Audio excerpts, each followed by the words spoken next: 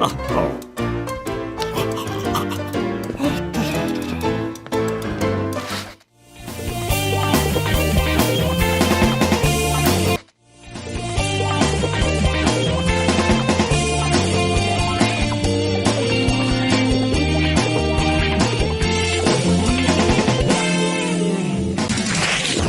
buntak sa News Patrol.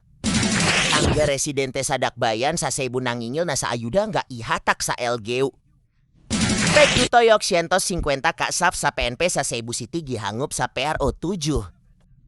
Presensya sa tangke sa kadalanan sa siyudad sa Cebu gi-question ni Vice President Leni Robredo.